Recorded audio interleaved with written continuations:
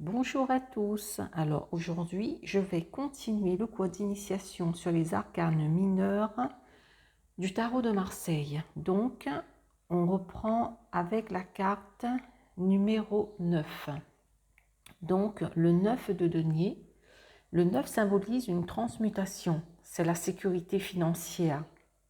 Donc, ça représente la réalisation complète de son projet. Ça parle de réussite dans le travail, d'une grande satisfaction matérielle.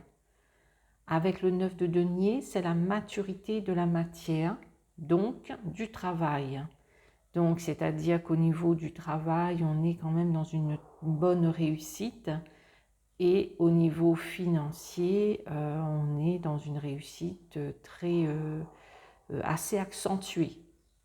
Donc, les deux vont avec le travail et les finances. Donc, cette lame représente la maîtrise financière, l'aisance financière.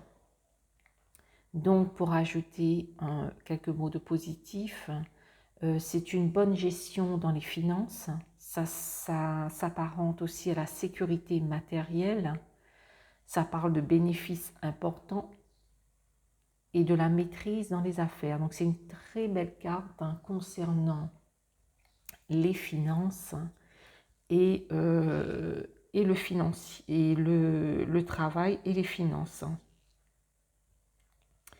Donc, c'est une carte qui représente quand même une situation très sécurisante à ce niveau-là. Donc, si la carte sort en négatif, ça parle d'épargne qui est difficile, de finances non perçues et aussi de pertes financières. Donc, lorsque la carte sort à l'envers, donc ça signifie l'inverse de la carte en positif. Et des fois, ça parle, c'est selon après aussi votre ressenti, ça peut parler aussi de retard.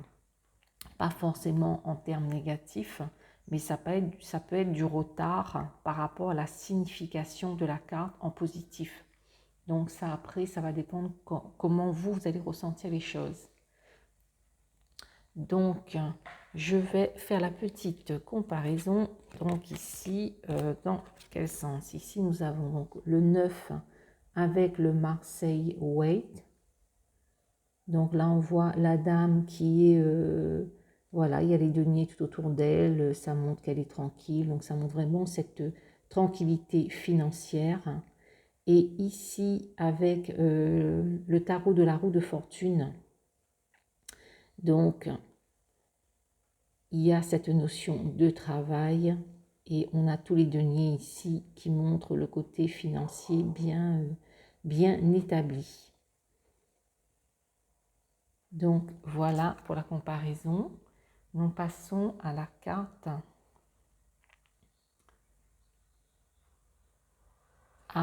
carte du 10, 10 de denier. Donc le 10 de denier.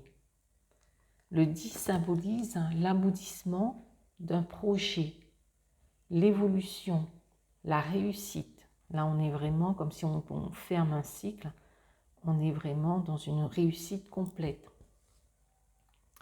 Elle parle aussi de transformation bénéfique, d'entente harmonieuse, d'accroissement de fortune. Donc c'est une très très belle carte, le 10 de denier. Avec le 10 de denier, c'est un cycle qui est bouclé, bien qu'on parle du 9 là, au niveau d'un cycle. Mais comme les cartes vont jusqu'à 10, donc on termine le cycle avec le 10. Donc c'est un accroissement de biens, ça signifie ça aussi. C'est un accomplissement financier et matériel.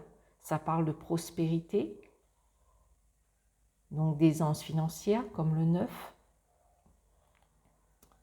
Et quelques termes positifs en plus, ça parle de protection financière, donc prospérité, de la chance, de l'évolution. Bon, en négatif, donc, ce sera une régression, de l'argent bloqué ou de perte de situation. Donc, je vous montre. Alors, ici, nous avons le 10.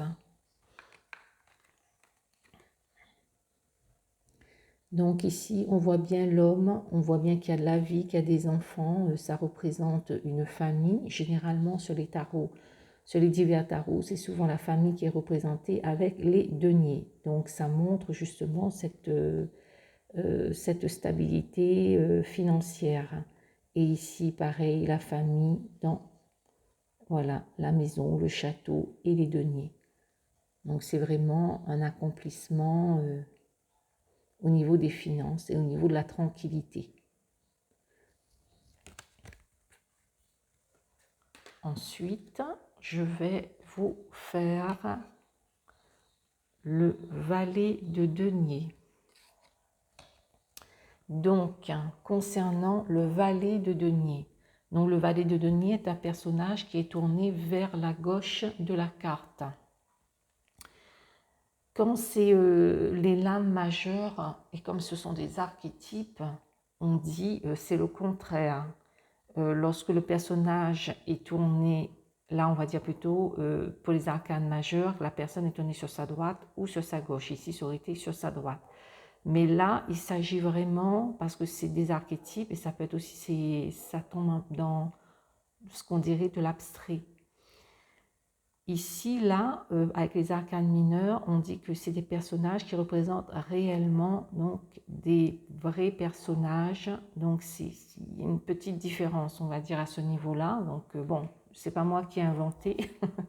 C'est celui qui a qui a créé ces cartes, qui, voilà, a donné cet enseignement, ces règles-là. Donc, c'est comme ça. Donc, on apprend comme ça.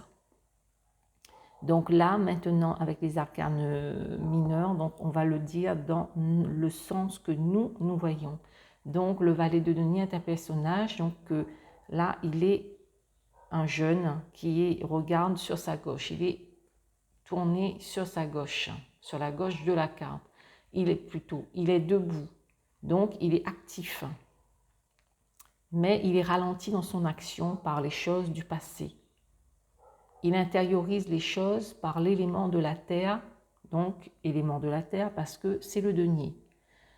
Le sol est fertile parce qu'on voit les petites plantes, donc ça définit une potentialité de créativité.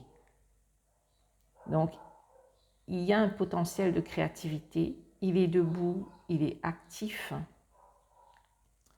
il est mature, il est dynamique.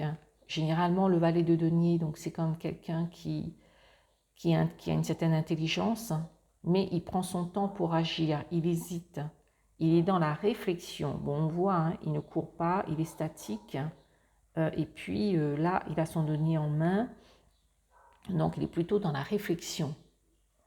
Donc il regarde le denier, il a conscience de l'importance de son projet, donc il sait ce qu'il doit faire, où est-ce qu'il doit aller. Il est ouvert, hein, c'est quelqu'un d'ouvert. Il a un esprit éclairé, donc on voit le jaune du chapeau, plus le rouge pour le côté pensée quand même active. Il a aussi des pensées figées et étroites, donc c'est quelqu'un de discret. Ça peut être un fils, ça peut être un frère, ça peut être un ami. Donc, il est plutôt dans la réflexion car il a une certaine intelligence. Donc, il va bien regarder les choses avant d'agir et puis il n'est pas pressé. Il a son temps. C'est une personne concrète, réaliste, qui est fidèle, qui respecte l'autorité. Pour ce qui est du négatif, il aura tendance à abuser des choses positives et de ne pas se soucier de l'avenir. Ça peut être quelqu'un aussi de avare, quand ça sort en négatif, je le dis bien. Donc, petite comparaison ici avec les valets de denier. Donc là, il n'y a pas grand-chose à dire sur le sujet. Tous les deux, ils ont leur denier à la main et ils regardent le denier. Donc c'est toujours le même message. Voilà, et je vais finir avec cette carte parce que je suis un petit peu prise dans le temps. Je dois aller travailler et je vous ferai la suite quand j'aurai un petit temps. Donc ici, nous sommes avec le cavalier de denier. Donc le cavalier avance vers la droite de la carte. Le cheval avance tranquillement au galop, donc on voit qu'il n'est pas excité, qu'il ne va pas vite. Donc l'action est en cours de réalisation. Le cheval, avec ses sabots qui sont bleus, montre un déplacement dans le calme. Le cavalier avance avec prudence, c'est ça que ça signifie, parce qu'ils ne vont pas au galop, enfin ils ne vont pas rapidement, donc ce qu'il faut, ils marchent tranquillement, ils avancent tranquillement, donc ils ne sont pas dans la précipitation. Le denier est dans l'espace, donc devant le cavalier, ça montre qu'il suit un objectif, parce que c'est quand même devant ses yeux. Il suit un objectif, il avance vers un but précis. Le bâton que le cavalier porte représente un outil de défense. Il n'est pas asservi par les autres, il est libre et il avance à son rythme. Les messages qu'il apporte peuvent arriver avec retard, parce qu'il prend son temps. Il apporte des messages favorables dans les affaires. Le cavalier, oui, représente aussi celui qui apporte donc le message un peu comme le facteur et aussi dans les affaires, etc. Mais en tout cas, c'est pas avec précipitation, c'est avec calme. En positif, donc les mouvements d'argent, victoire sur les difficultés, des mouvements d'argent, lui, c'est relié au denier, des victoires sur les difficultés, des nouvelles en affaires, donc il apporte des nouvelles, enfin les nouvelles arrivent concernant les affaires, concernant les finances, déplacement et concrétisation financière. En négatif, déplacement d'affaires annulé, perte, occasion bénéfique manquée. Donc voilà, et je termine avec, voilà la petite comparaison. Ici, voilà, vous voyez, selon les tarots, donc c'est à peu près, souvent nous avons des lames quasiment similaires au niveau vraiment des significations, et ça c'est très bien. Ça arrive qu'on a, enfin il y a aussi des tarots où les dessins n'ont strictement rien à voir, mais bon. Voilà pour ce cours. Donc, sur ce, je termine la vidéo et je vous dis à bientôt pour la suivante. Bonne journée à vous. Au revoir.